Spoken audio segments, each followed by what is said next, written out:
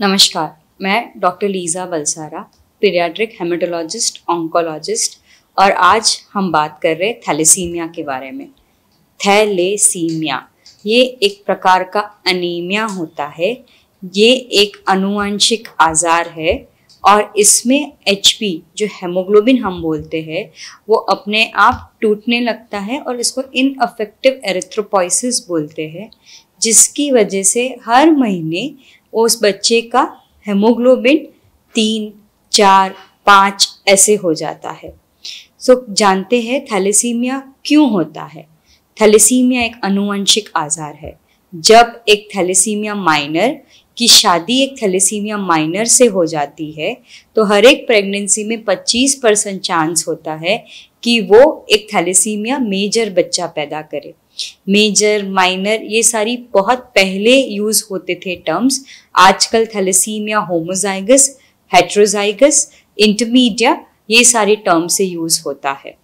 ये बीमारी 4 से 6 महीने में डायग्नोस होती है। जब बच्चे की एज 4 से 6 महीने की होती है, ये बच्चा एकदम ही सुस्त पड़ जाता है, उसको एकदम ही येलो या फिर एकदम ही सफ़ेद दिखने लगता है, जैसे कि बॉडी से खून निकाला गया हो।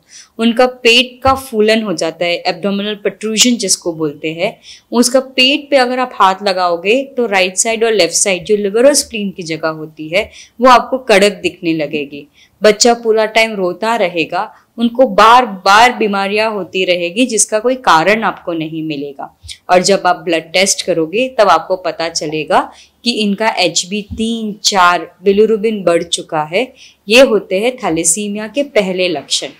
फिर आपका CBC होगा, फिर माता पिता की टेस्ट होगी जिसमें उनका माइनर होना ये जांच किया जाएगा। जैसे ही वो माइनर का जांच होता है, थैलेसीमिया मेजर आगे की जांचों के लिए उनका जेनेटिक टेस्ट भी होता है। और ये ट्रीटमेंट 3 पार्ट में डिवाइड होगा, जैसे कि केयर, क्योर और कर्व। केयर में हम इन बच्चों को जैसे ही डायग्नोसिस होता है और जब तक ये जिंदा रहते हैं हम उनको महीने दर महीने उनके वजन अनुसार ब्लड चढ़ाते हैं। ब्लड जल्दी ना टूटे या ब्लड बनने में उनको आसानी रहे, इसके लिए एक छोटी सी टैबलेट फॉलिक एसिड चालू की जाती है। फिर धीरे धीरे जब उनके 10-12 ट्रांसफ्यूजन हो जाते हैं, उनका एक सीरम फेरिटिन का टेस्ट किया जाता है और उनके सीरम फेरिटिन के रिपोर्ट के अनुसार उनको आयन चिलेटर्स, जैसे कि हर ब्लड ट्रांसफ्यूजन पे उनको थोड़ा सा आयन जाता है बॉडी में और इनकी क्षमता नहीं होती है आयन एक्सक्रीट करने की, इसीलिए उनको आयन चिलेटर्स चालू किए जाते हैं जिनका नाम डेसिरॉक्स, कैल्फर इन सब से होता है। ये भी वजन अनुसार ही चालू किया जाता है। इनका एक स्पेसिफिक डाइट आता है जिसमें आयरन रिच फूड्स नहीं दे सकते, इसीलिए उनको आयरन मुक्त फूड देना जरूरी होता है। ये हो गया केयर की बातें। दूसरा है क्योर। क्योर में बोन मैरो ट्रांसप्लांट होता है जिससे इंसान थैलेसीमिया मुक्त हो जाता है।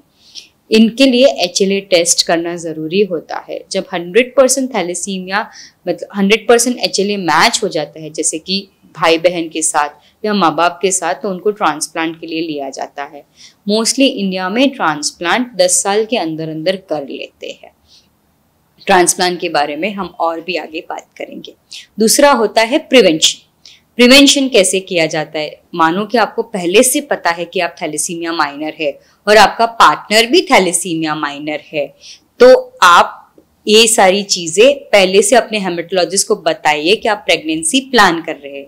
जैसे आप प्रेगनेंसी प्लान करोगे और आपका UPT पॉजिटिव आएगा, जैसे कि प्रेगनेंसी के टेस्ट सारे पॉजिटिव आएंगे, आप तुरंत अपने हेमेटोलॉजिस्ट से मिलिए।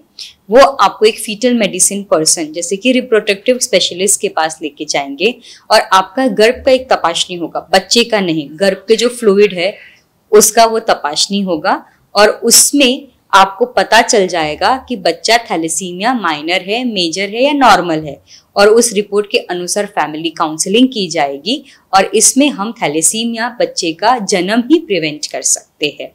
और इसमें और सारे रिसेंट एडवांसेस भी बहुत आए हैं, जैसे कि लुस्पाटासेप्ट। इसमें क्या होता है कि ब्लड ट्रांसफ्यूजन जो हर महीने लगाना पड़ता है उसकी फ्रीक्वेंसी HB मेंटेन हो जाती है और उसकी फ्रीक्वेंसी 6 महीने, 9 महीने या कभी कभी अगर बहुत अच्छा रिस्पॉन्ड है तो 1 साल के बाद भी लगता है या फिर उसका और भी ज़्यादा दरमियान बढ़ा सकते हैं हम। ये ड्रग अभी इंडिया में नहीं अवेलेबल है, ये सिर्फ यूएस अप्रूव्ड है। एक जीन थेरेपी है जो भी इनटू रिसर्च है। सो ये सारे एडवांसेस है थैलेसीमिया ट्रीटमेंट के बारे में। Thank you.